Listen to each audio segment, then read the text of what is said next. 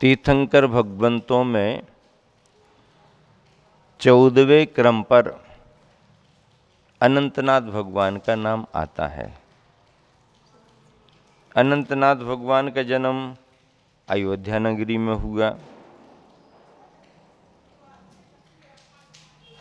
राजपाट किया, प्रजापाल बने, आजीविका के उपाय बताए और उल्कापात का निमित्त पाकर के वैराग्य का भाव आया। 12 भावनाएं भाई।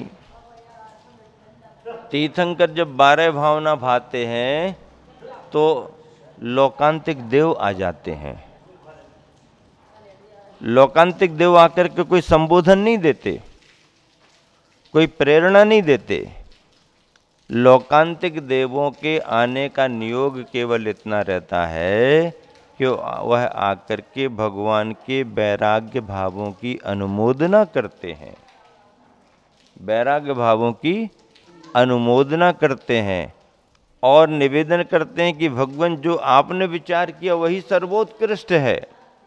मैं भी ऐसा ही पद पाने की भावना करता हूँ।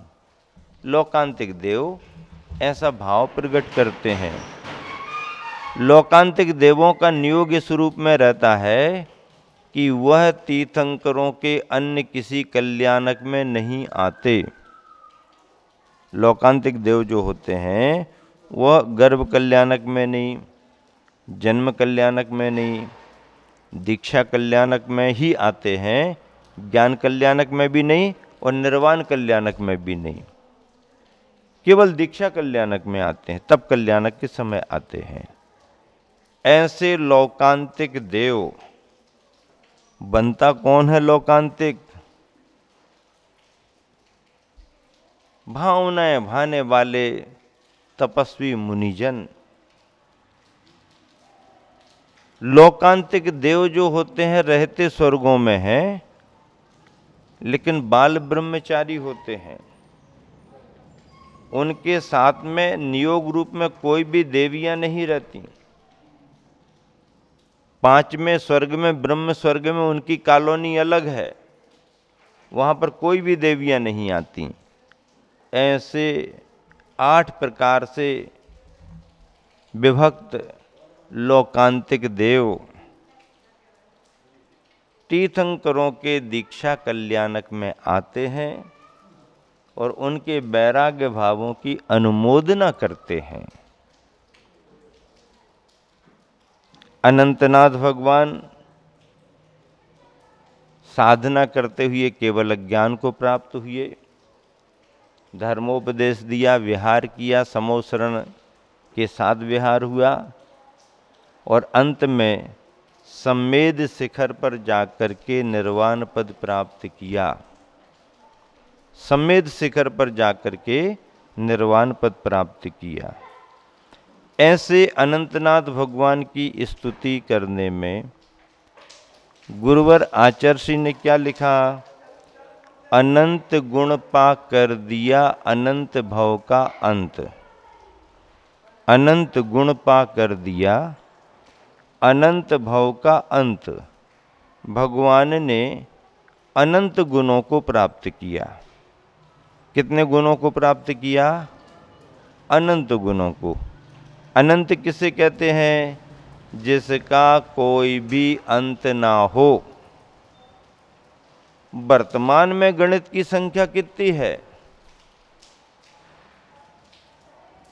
लाखों, करोड़ों, अरबों, खरबों तक की बात करते हैं।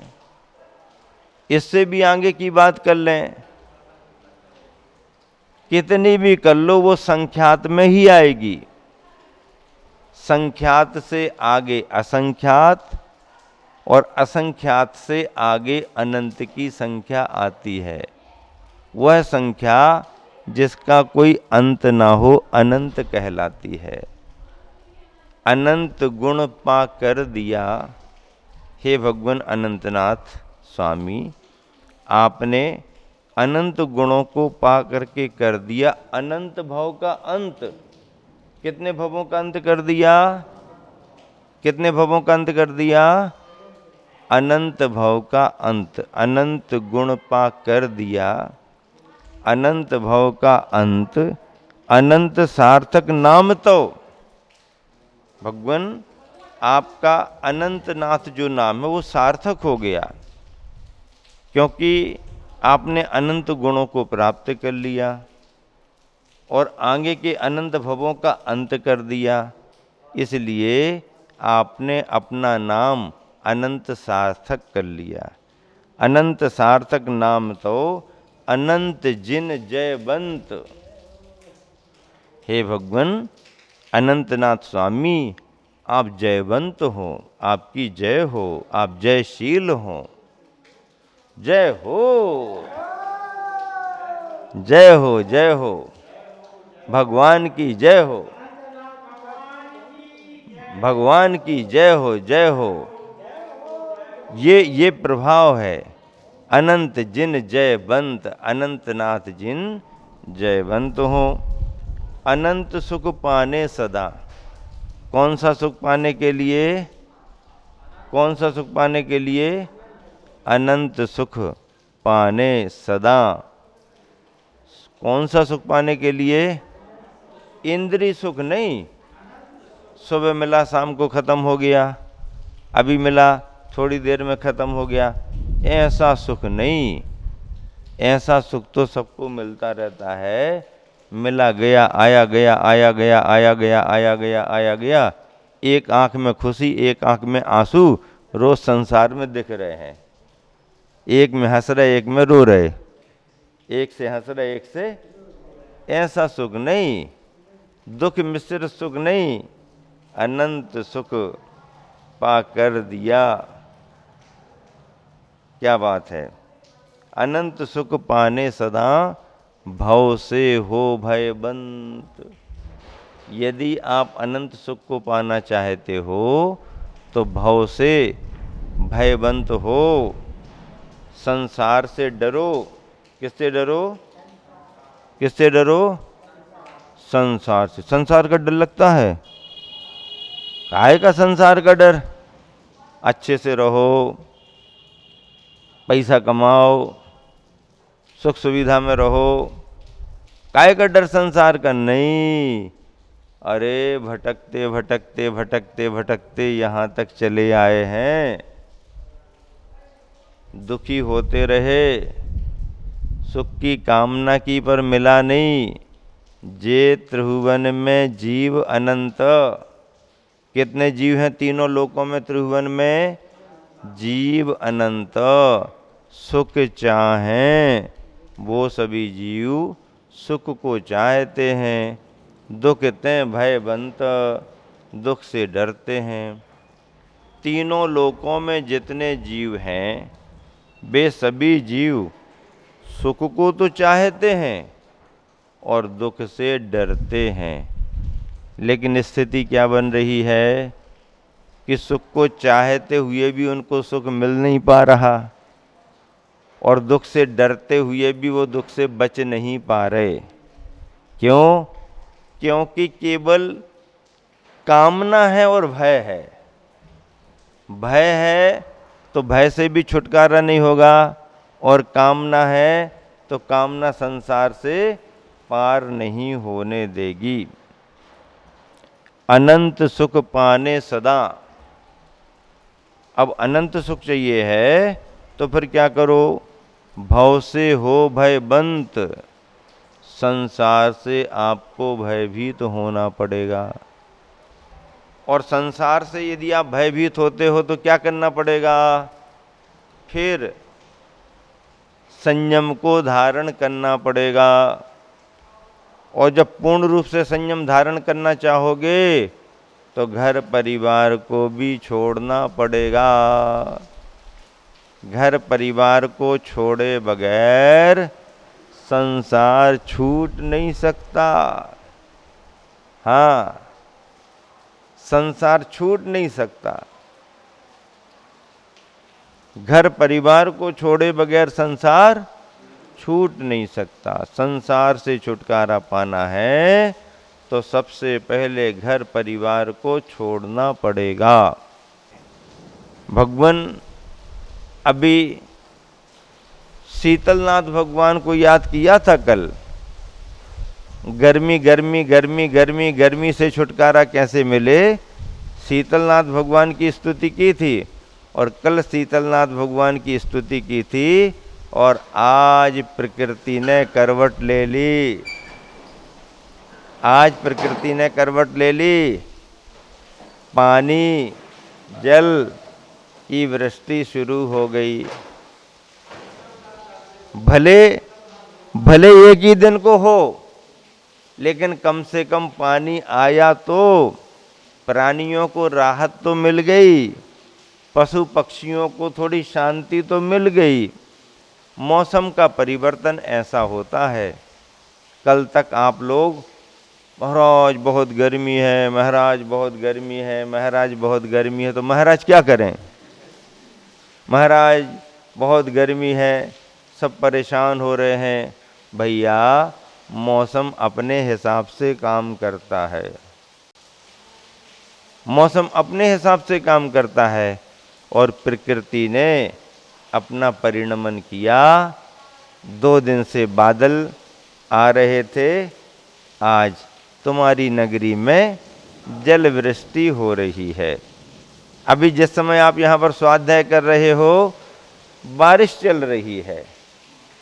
बारिश की आवाज आप सुन रहे कि नहीं सुन रहे?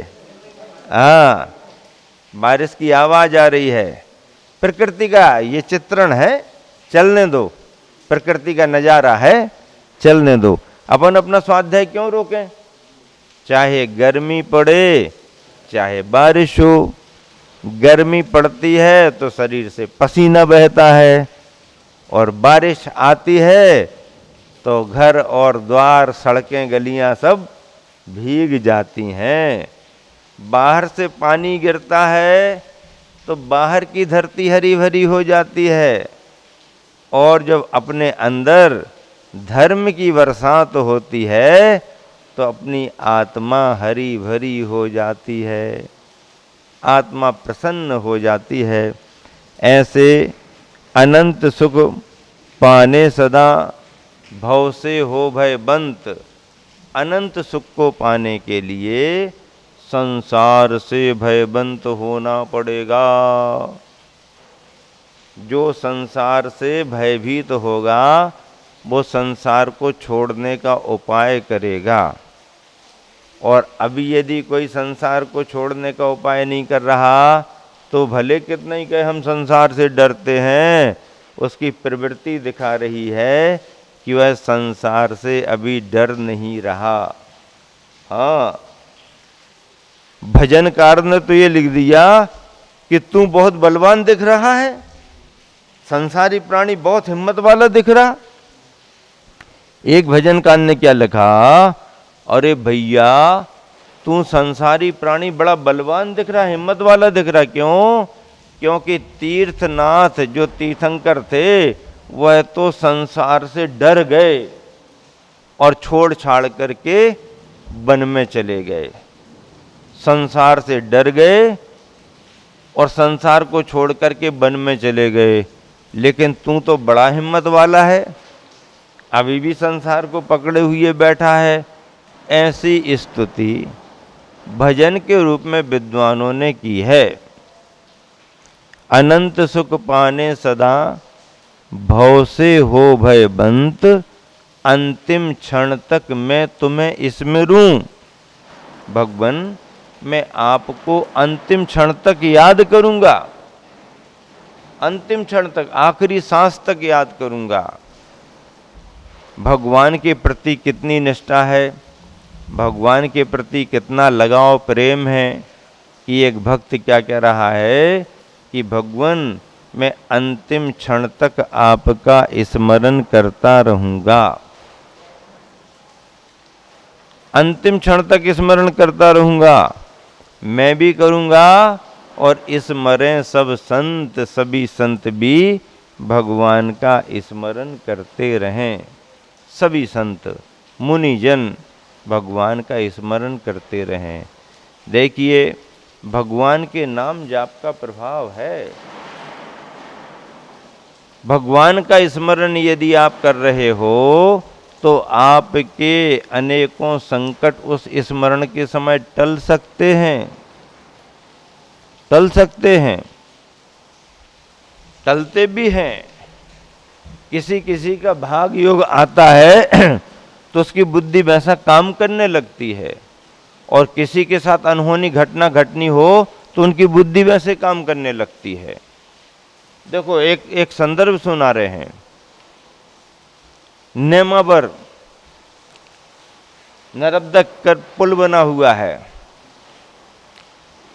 अब कभी कभी पानी आता है, ये तो नेमावर में ऊंचा पुल है, लेकिन हरदा के आसपास थोड़ा नीचा पुल भी है, पानी आ जाता। ऐसे हमको घटना सुनाई लोगों ने। बस आई, पुल पर पानी है, पुल पर पानी है, पुल पर पानी है, वाहन रुके हैं, बस भी रुक गई। अब बस रुक गई, बस वाला कहने लगा हम जाते हैं, अब जाते हैं, जाते हम निकलते हैं। तो लोगों ने रोका कि काय को तू गड़बड़ कर रहा है, जल्दबाजी कर रहा, मत ले जा, मत ले जा, पानी का प्रवाह ज़्यादा है, समझ में नहीं आता है। तो उसने कहा नहीं, हम तो बस निकाल लेंगे। उसने कहा, उसी समय उस बस में से 8-10 लोग उतर गए, बोले नहीं हमें नहीं जाना। बे 8-10 उतरे और वही समय 8-10 उसमें उन्होंने कही अरे यार जा तो रही है, बैठ जाओ। बे 8-10 बैठ गए। बस आगे बड़ी अच्छे से निकलते निकलते निकलते प्रवाह में चाक ऊपर उठ जाते हैं। प्रवाह तेज हो तो चाक नहीं थम पाते हैं, और जहां चाकों ने जमीन छोड़ी तो बस डब्बा हो गई। फिर बस में बचा क्या है, बहाव उठा देता है, और वो बस देखते ही देखते पूरी पुल पर से नीचे पानी में गिर गई। अब क्या कहा जाए, जिनको बचना था वे उतर गए, और सुरक्षित खड़े खड़े रहने वालों की बुद्धि में आ गया सो बैठ गए। इसको क्या कहें, इसको कहते हैं कि इस अनहोनी को कोई टाल नहीं सकता, जो जैसा होना होता है वो होता है। इस तरह से बुद्धि किसकी कैसी काम करे कुछ पता नहीं। हम तो ये प्रार्थना करते हैं भगवान से, अंतिम क्षण तक मैं तुम्हें स्मरूं, स्मरें सब संत। मैं भी भगवान आपका स्मरण करता रहूं, और सारी संत समाज, सभी मुनिजन भी आपका स्मरण करते रहें।